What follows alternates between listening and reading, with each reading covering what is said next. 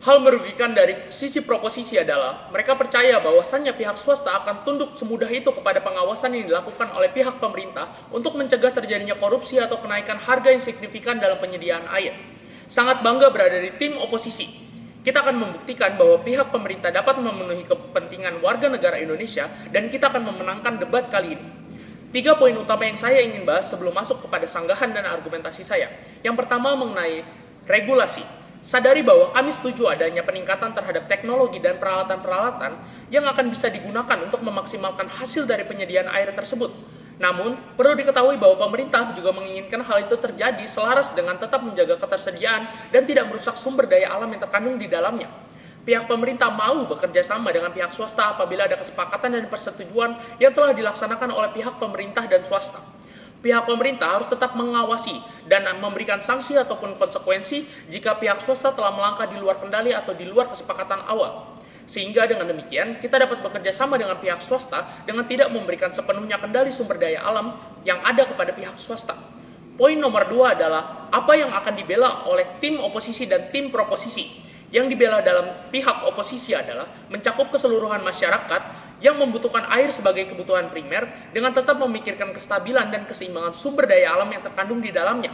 Sementara dari pihak proposisi sendiri hanya terfokus kepada pengembangan teknologi demi menyediakan air yang berkualitas dengan jumlah yang banyak agar dapat memenuhi kebutuhan masyarakat serta bisa meraup keuntungan sebesar-besarnya bagi mereka pribadi tanpa memikirkan efek samping dari pembaruan-pembaruan teknologi yang bisa saja merusak kestabilan sumber daya alam tersebut. Poin nomor 3 adalah apa yang harus dibuktikan oleh tim proposisi dan oposisi. Dari tim proposisi sendiri harus bisa membuktikan bahwa kebijakan privatisasi penyediaan air dapat dipastikan kevalitannya dan bersifat jangka panjang karena tidak merusak sumber daya alam. Sementara dari pihak oposisi harus bisa membuktikan bahwa pihak pemerintah tetap dapat memenuhi kebutuhan air masyarakat luas tanpa harus menjadikan pihak swasta sebagai kendali utama dalam pengambilan dan ketersediaan air bersih bagi masyarakat. Lanjut kepada poin kesanggahan. Sanggahan saya yang pertama mengenai keterlibatan pihak swasta mengenai kasus penyediaan air. Pihak proposisi menyatakan bahwasannya keterlibatan pihak swasta akan terus diawasi oleh pihak pemerintah sehingga tidak perlu memikirkan potensi-potensi korupsi atau monopoli harga air.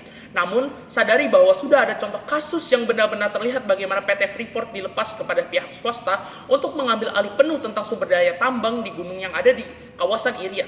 Namun faktanya, hal tersebut tidak dapat lagi dikendalikan oleh pihak pemerintah dikarenakan pemerintah bukan lagi pemegang kendali utama dalam proyek tersebut. Sanggahan yang kedua mengenai aksesibilitas ke wilayah-wilayah yang kurang berkembang.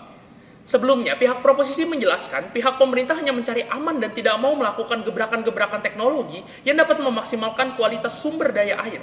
Berbanding kebalik dengan pihak swasta yang berani melakukan peningkatan kualitas teknologi karena tidak terbebani oleh duit rakyat. Namun sadari bahwa seluruh yang dilakukan itu adalah terpencil yang kurang menguntungkan pihak swasta tersebut. Sehingga nantinya pernyataan tersebut tidak valid dikarenakan pihak swasta tidak mau mengambil daerah di keuntungan-keuntungan yang kecil dikarenakan daerahnya kurang berkembang. Selanjutnya, poin nomor 3 mengenai pihak pemerintah terbebani oleh uang rakyat. Saya tidak setuju dengan pendapat pihak proposisi ini. Bagi saya, pemerintah bukan bermain aman, namun pemerintah mencoba untuk terus menjaga sumber daya alam sehingga ketersediaan sumber daya alam untuk puluhan bahkan ratusan tahun ke depan masih aman. Apa yang dipikirkan oleh pihak pemerintah bukan hanya sekedar mengenai penyediaan air, namun juga menghindari resiko kerusakan alam. Sadari bahwa justru pihak swasta yang merasa akan seenaknya dikarenakan tidak ada rasa memiliki sumber daya alam tersebut. Sehingga untuk memenuhi ambisi ekonominya saja, pihak swasta tidak segan-segan untuk melakukan hal-hal yang merugikan penyedia sumber daya airnya. Lanjut kepada poin argumentasi saya. Poin argumentasi saya yang pertama mengenai pertimbangan ketidakberhasilan pengendalian pihak swasta. Untuk bisa melepaskan hal tersebut kepada pihak swasta, pemerintah harus berusaha untuk memberlakukan dan menegaskan mengenai regulasi yang sangat kuat untuk melindungi konsumen dan sumber daya alam. Selain daripada itu, pemerintah juga membutuhkan penguatan lembaga-lembaga yang mengatur dan mengawasi perjalanannya pihak swasta tersebut dalam menjalankan dan menegaskan regulasinya tersebut. Secara keseluruhan, kami meyakini pihak swasta tidak semudah itu untuk bisa dikendalikan oleh pihak pemerintah. Terutama apabila pihak swasta sudah bermain secara kotor dengan menyuap sebagian orang atau lembaga di pihak pemerintah untuk tutup mulut mengenai pelanggaran-pelanggaran yang dilakukan oleh pihak swasta. Contohnya saja pihak swasta sepakat untuk mengambil ketersediaan air dengan jumlah sekian ribu liter dalam waktu per detik.